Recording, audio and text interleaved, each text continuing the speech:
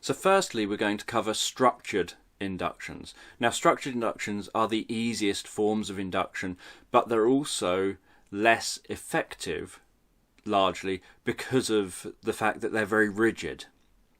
So the better at hypnosis you get, the more you'll be variable even with a structured induction.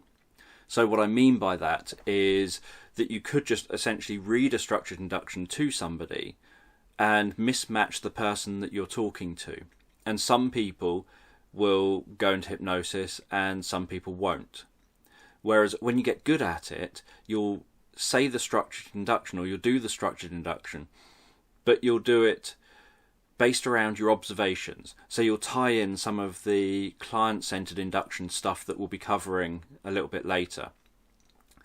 And you'll be responsive to the client rather than just perhaps looking at a sheet of paper and reading the stages off of a sheet of paper. So it doesn't mean the induction is less effective for the individual it works for. What it means is that if you use, for example, the rapid induction that I'm going to teach you, if you use that with 100 people, you might get, say, 50 of them responding to it pretty well, and say 25 not responding at all, and 25 responding very, very well.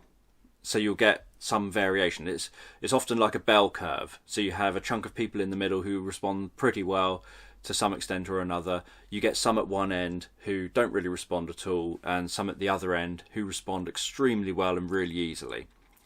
And that goes for any hypnotic induction, so that isn't tailored to that client that you're working with.